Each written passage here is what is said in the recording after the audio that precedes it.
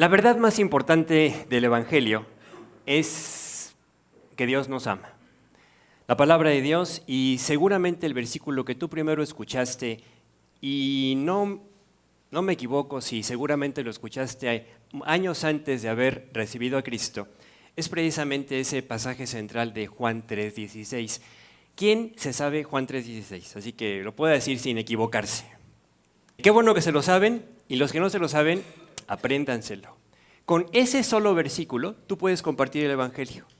Es un pasaje central. Vamos a leerlo. Dice el pasaje, porque de tal manera, o sea, nos habla del tamaño, de la dimensión, de la intensidad, la profundidad del amor de Dios, porque de tal manera amó Dios al mundo.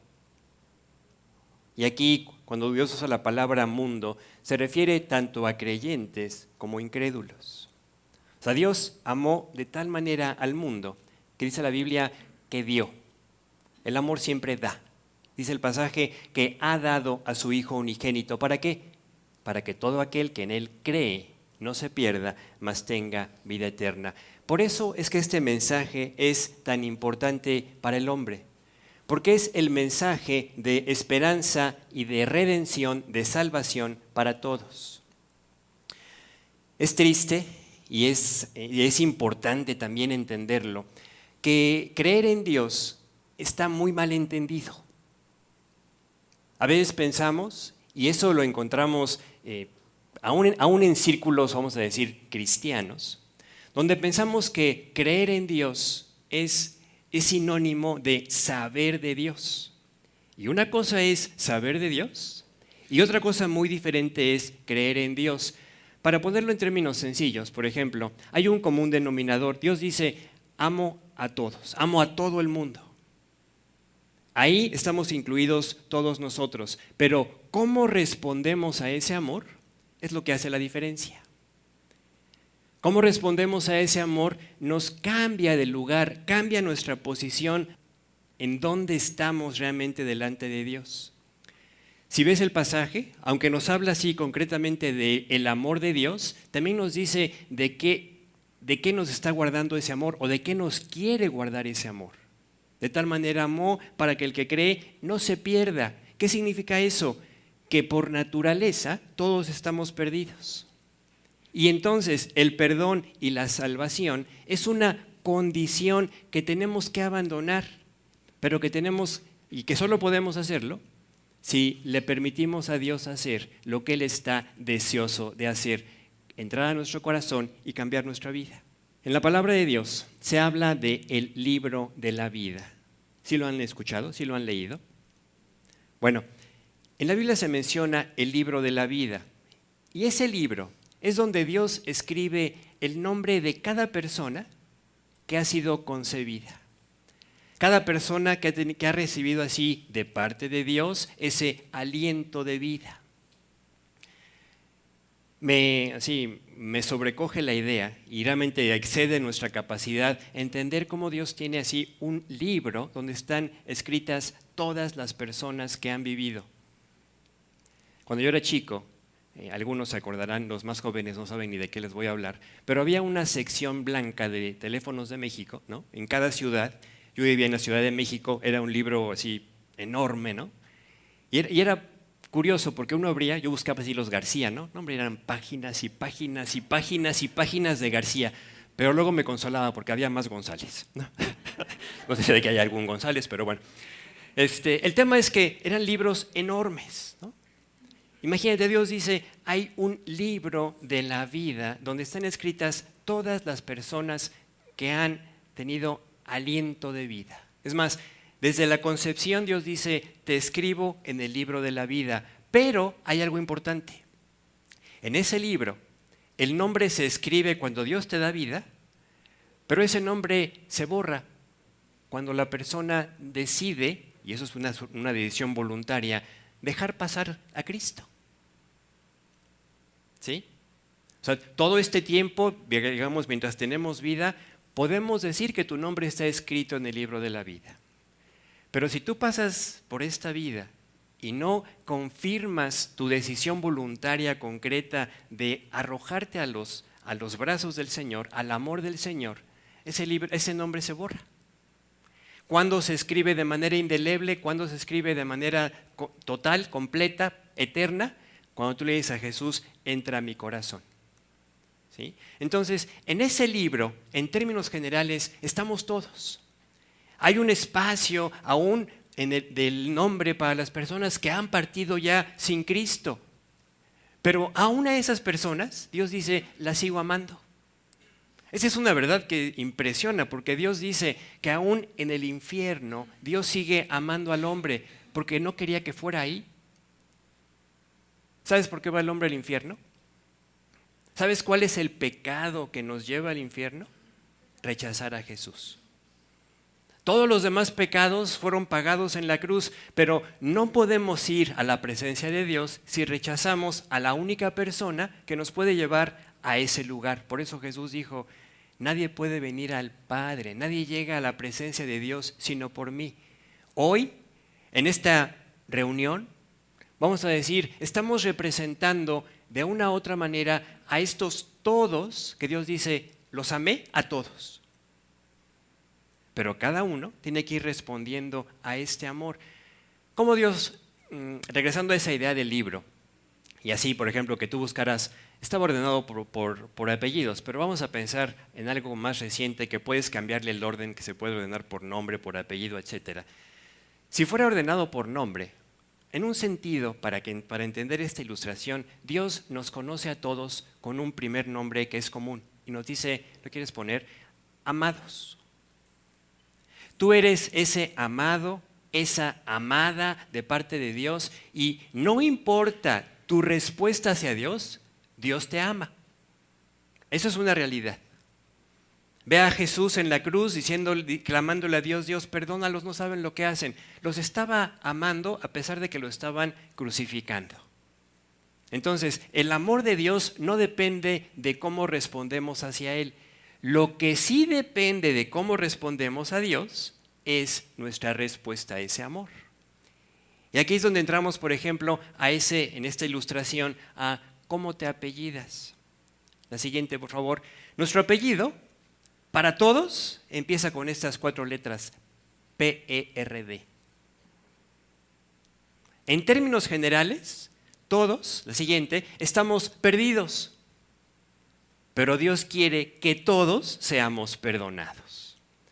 David escribe en uno de los salmos, dice, en pecado me concibió mi madre. O sea, nacimos con una naturaleza separada de Dios. Esa idea romántica que tenemos de que los bebés son unos angelitos, sí, son unos angelitos, pero caídos. O sea, tenemos una naturaleza corrompida desde que nacemos. Si no, simplemente tú pregúntate, ¿quién les enseñó a hacer berrinche? Tú no. ¿Quién les enseñó a mentir? ¿Quién les enseñó a salirse con la suya? Eso lo traemos, es nuestra naturaleza.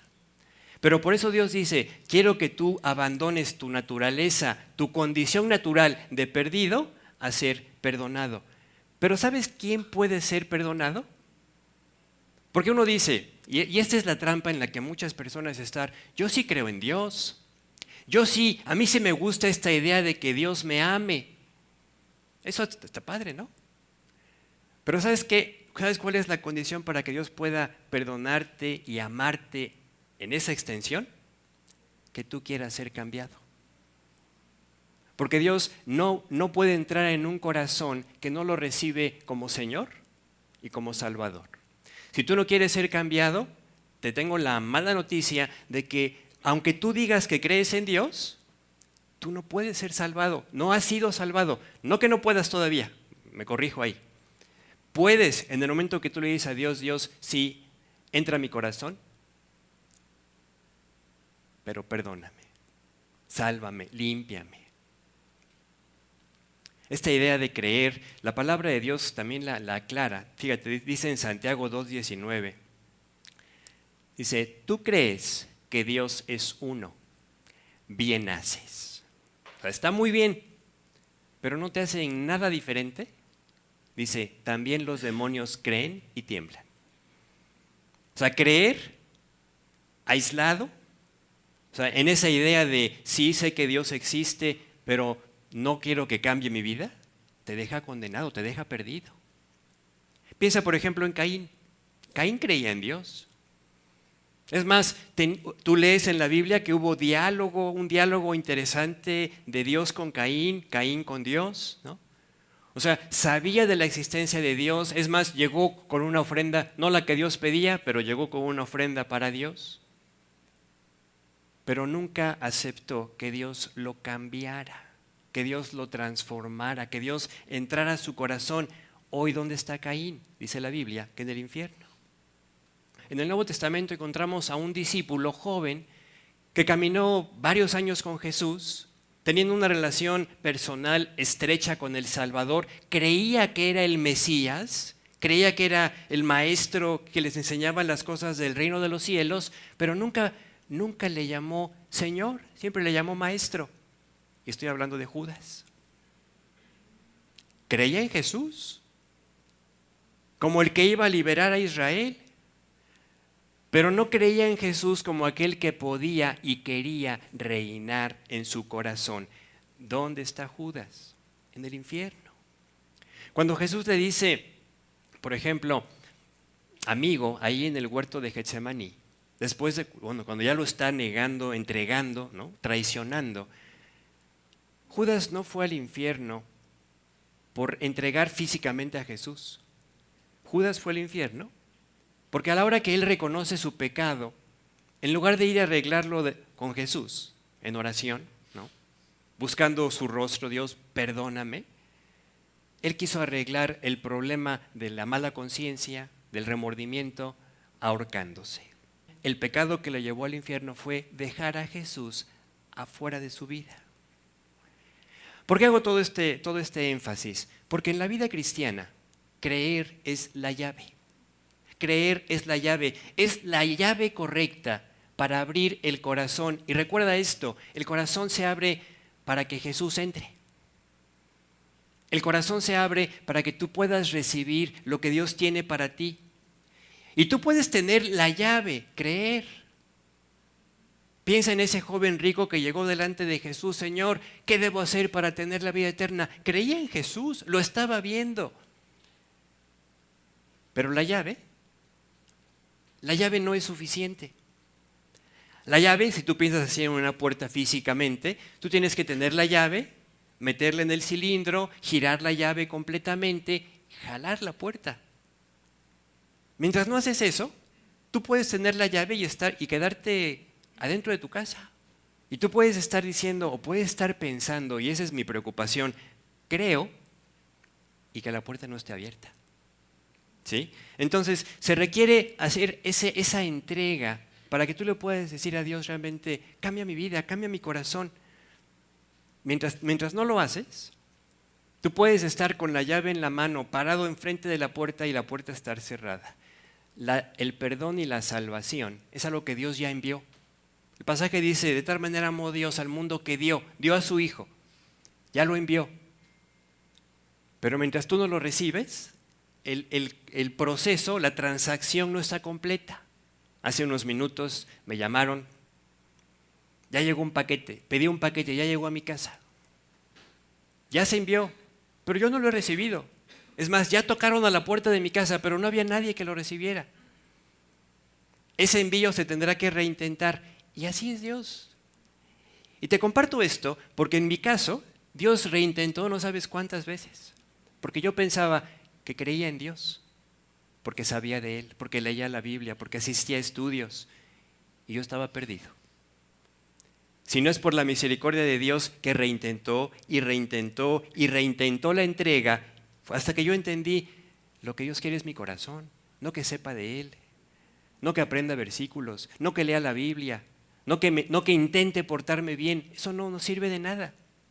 Jesús dijo, en aquel día muchos me dirán, Señor, Señor, en tu nombre hicimos esto, aquello y lo demás allá. Y Jesús dirá, dice el pasaje, nunca os conocí, apártense de mí. Entonces, creer es esa llave maestra que nos abre, primero, la puerta más importante, la puerta de la salvación, donde Jesús entra a tu vida y te empieza a cambiar. Pero, ¿qué crees? También es la llave que nos sigue abriendo cada aspecto, cada paso, cada avance en la vida cristiana. Tú no puedes apropiar una promesa si no la crees, te la puedes memorizar. Tú puedes aprenderte Filipenses 4:13, todo lo puedo en Cristo que me fortalece, y vivir temeroso. Y vivir en la desconfianza. Y vivir en el miedo del fracaso. O puedes apropiar la promesa, pero para eso ¿qué necesitas? Creer. Tú puedes leer en la palabra de Dios, nada nos separará del amor de Cristo, tribulación, angustia, pero tú puedes saber y no creerlo. Por eso Dios nos recuerda que lo más importante es que ubiques que Dios te ama. Como creyente, Dios te ama. Si aún no lo invitas a tu corazón, Dios te ama y te está insistiendo y te está invitando, hazlo ya.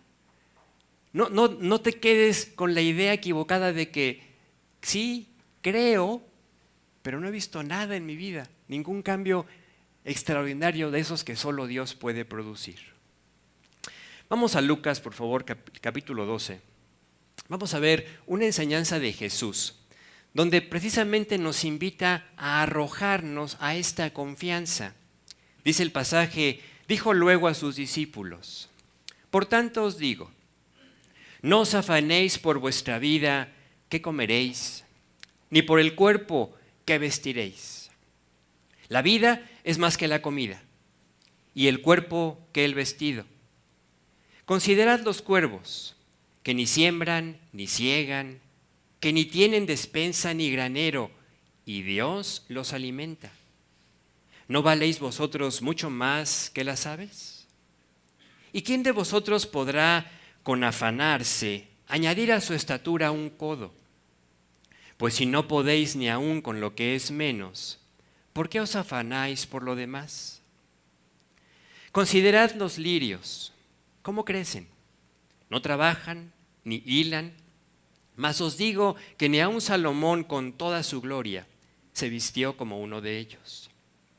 Y si así viste Dios la hierba que hoy está en el campo y mañana es echada al horno, ¿cuánto más a vosotros, hombres de poca fe? Vosotros, pues, no os preocupéis por lo que habéis de comer, ni por lo que habéis de beber, ni estéis en ansiosa inquietud. Porque todas estas cosas buscan las gentes del mundo, pero vuestro Padre sabe que tenéis necesidad de estas cosas. Quiero que notes cómo en esta enseñanza de Jesús, Él parte de dos ejemplos prácticos. En el versículo 24, si lo quieres volver a poner, dice, considera las aves. Pone el ejemplo de unos cuervos. No tienen granero, no se preocupan por qué van a comer. Dice, pero Dios en los cielos los alimenta. En el versículo 27 dice, considera entonces, otro de los aspectos que nos ocupan, ¿no? ¿Qué me voy a poner? ¿No? Y Dios dice, consideren los lirios. Ni aun Salomón con toda su gloria se vistió como uno de ellos, y son flores, son plantas que en un momento, muy pronto, van a desaparecer. Pero entonces viene un cambio importante. Dice, para las aves, Dios las cuida. A los lirios, Dios los viste. Pero dice en el versículo 30, ¿cuál es la relación en la cual tú y yo podemos descansar? Y aquí el cambio es que Dios dice, tienes un Padre. Dice, vuestro Padre. O sea, Dios a lo que nos invita es a recordar y a descansar en que hay un papá cuidándonos en el cielo y que además sabe lo que necesitamos. Qué hermoso es entender que Dios no nada más te invita a la familia para tener uno más, ¿no? Sino te invita a la familia para poderse dedicar, concentrar, dice la Biblia, sobre ti fijaré mis ojos. ¿Qué pensamiento trae así a tu interior el saber que Dios tiene su mirada puesta sobre ti? Pero para que podamos disfrutar este amor, tenemos que creer. ¿Creo realmente que Dios me cuida como un papá cuida a su hijo? Los que tenemos hijos, sabemos cómo Dios puso así un amor especial por ellos. Los cuidamos, los protegemos, les proveemos. Antes de que te pidan algo, tú ya estás pensando, a ver, ¿qué les puedo dar? ¿Qué les puedo proveer? ¿Con qué los puedo satisfacer? Etcétera. Pero para que todo esto pueda ser una realidad, dice en el versículo 31, dice, mas buscad primeramente el reino de Dios y todas estas cosas os serán añadidas. Este pasaje es bien interesante porque Jesús dice de manera sencilla, para que tú puedas recibir todo lo que Dios tiene para ti, ¿a quién tienes que buscar? Es a Dios, como papá. Como ese padre que te ama, que está interesado en tu vida y que lo único que te pide es, ten la actitud, ten la voluntad de buscar mi rostro, de buscarme a mí. Es interesante cuando los hijos son pequeños. Cuando son más grandes luego eso se les quita tristemente, ¿no? Pero cuando los hijos son pequeños y uno llega a la casa, papá o mamá, corren, papá, ¿no? ¿Se acuerdan? Yo voy a hacer la prueba al rato que llegue a la casa a ver quién corre. A lo mejor el perro, ¿no? Bueno, pero los hijos chicos corren, papá. Y quieren que los cargues, y quieren que les hagas caso, y quieren que juegues con ellos, ¿no? Esa es la actitud que Dios está esperando de nosotros hacia Él como Padre. Pero hay que tener voluntad. Hay que dejar lo que estás haciendo y correr al Padre. Ahora, ¿cuál es la contraparte de esto? Los hijos en esa edad, cuando son pequeños, no se preocupan por nada en la casa. Difícilmente tienen alguna responsabilidad. Se les va enseñando, sí, pero son cosas bien pequeñas, mínimas. El niño no se preocupa si hay dinero para comprar leche, si hay dinero para comprar queso, ¿no? El niño simplemente dice, tengo hambre, ¿no? El niño dice, quiero jugar. El niño dice, quiero salir, ¿no? Geniales, ¿no? Y cómo los amamos, ¿no? Los niños simplemente tienen esta confianza natural, no expresada, o sea, no la analizan, es una confianza natural en que sus papás los quieren, los cuidan y están ahí para darles todo lo necesario. Y tienen razón. Les damos todo lo que necesitan y hasta lo que no necesitan. Esa fe sencilla puesta por Dios en los hijos, en nuestros hijos pequeños, es una ilustración de cómo Dios quiere que le sigamos a Él y lo busquemos a Él.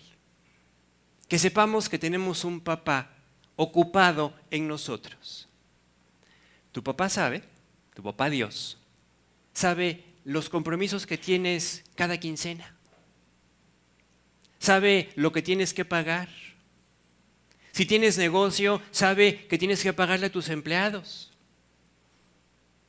Si tienes que pagar colegiaturas, Él sabe cuánto tienes que pagar. Y que tienes que pagar la renta, y que tienes que pagar la luz, y que tienes que pagar comida. Dice Dios, yo sé de qué tienes necesidad. Lo que yo quiero que tú sepas es que yo te amo. Y que tengo cuidado de ti. Eso es lo más importante.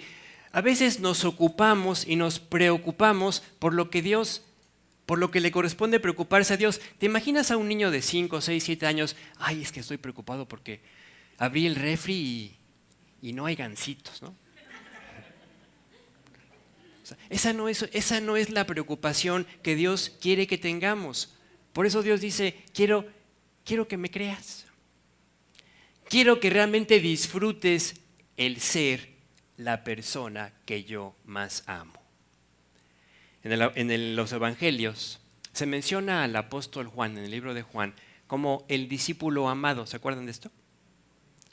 Nos habla de un creyente que decidió arrojarse al amor de Dios. O sea, Jesús dijo, amo a todos. Pero aún entre los discípulos, aún entre los creyentes, hubo diferentes formas en que escucharon y creyeron esto.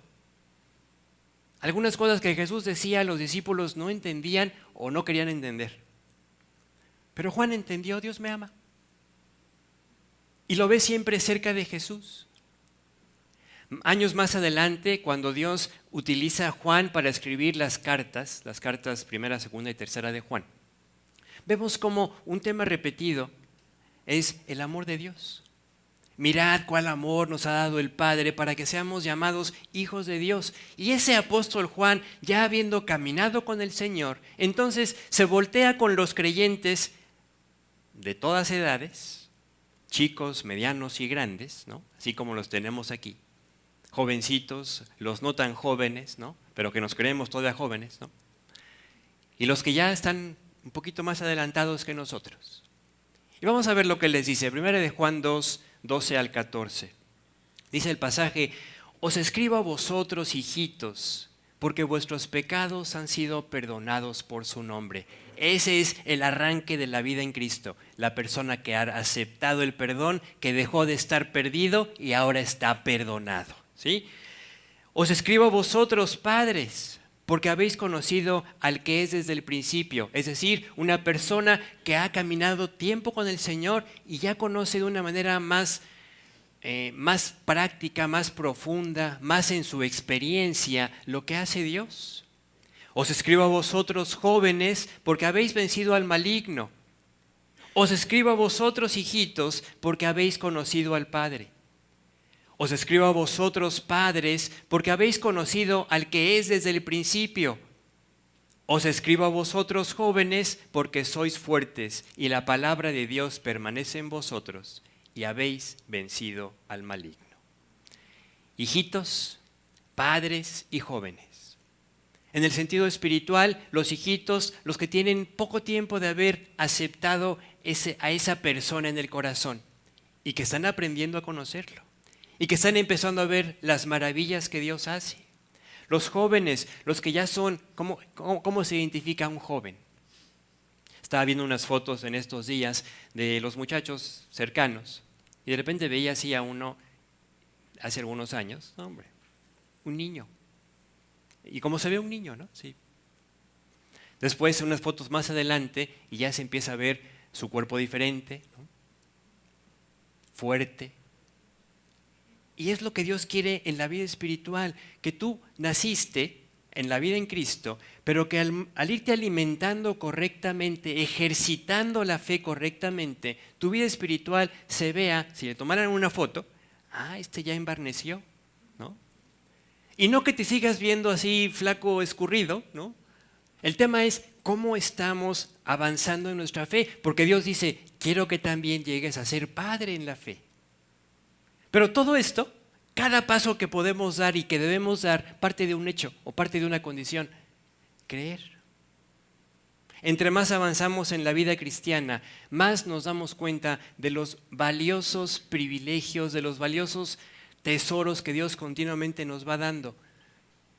Y quizá la enseñanza más importante, la que hoy te debes llevar bien grabada en el corazón, es: Dios me ama.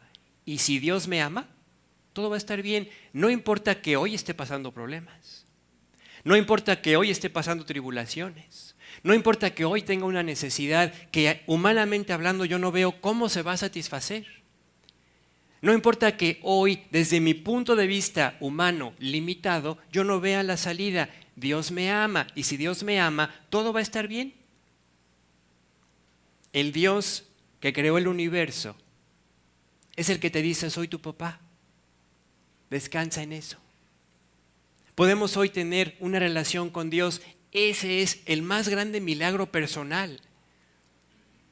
Piensa en ti. O sea, que tú y yo, como somos, podemos tener relación con Dios. Esto es un milagro. Y es emocionante, es trascendental conocer las verdades de la palabra de Dios. Y no hay duda que la verdad de que Dios te ama, que tiene cuidado de ti, que está pendiente de todas tus necesidades, es una verdad que debe inundar tu vida, pero tienes que creer. Porque nos podemos emocionar: ¡ay, sí, Dios me ama!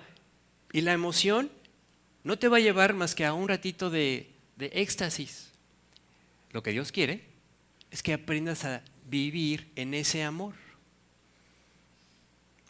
A veces caminamos, las cargas que tenemos, las situaciones que enfrentamos, nos sentimos cansados. ¿A poco no?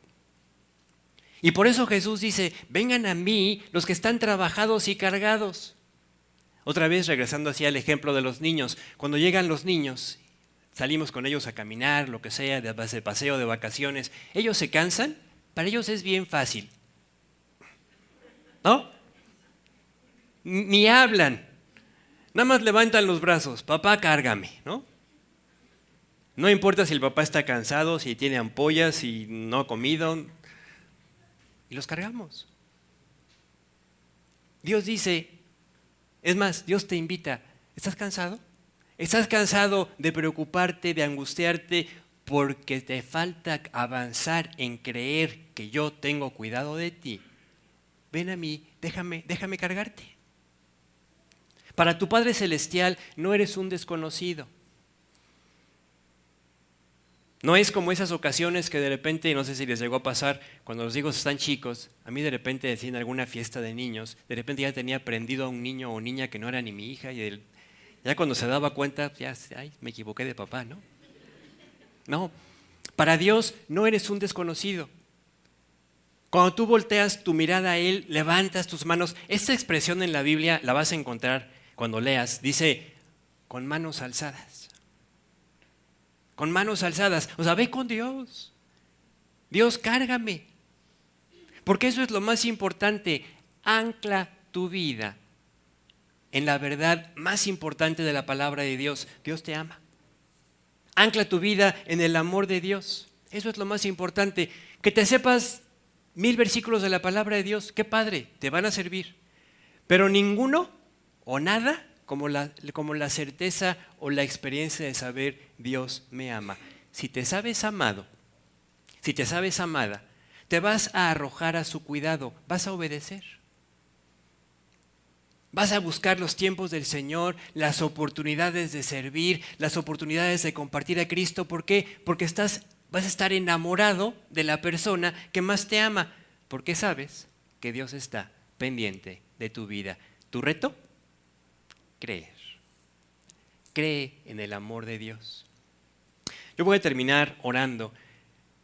Primero contigo, que hoy quizá, a la luz de lo que hoy escuchaste, entiendes la diferencia entre creer para saber y creer para ser salvado. Si tú en tu corazón no estás seguro de tu salvación, no te arriesgues, no esperes más. Dile a Dios, Dios, yo quiero ser cambiado.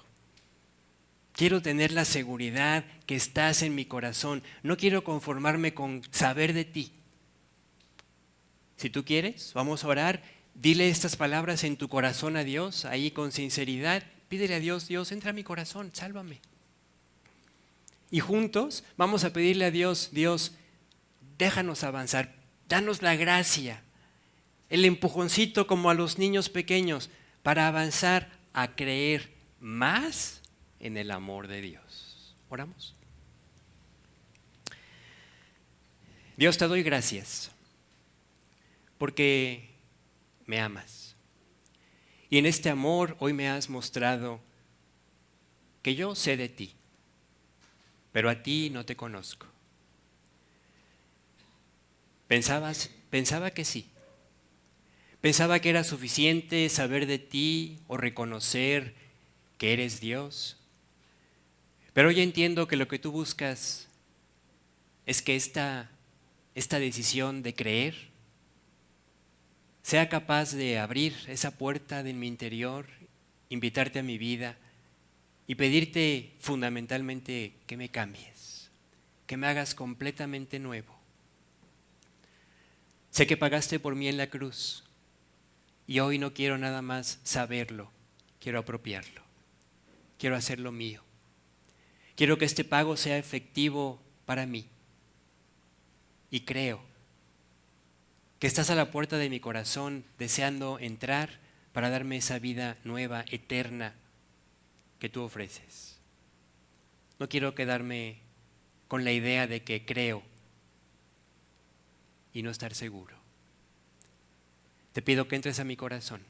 Me arrepiento de haber vivido hasta ahora contigo fuera de mi vida.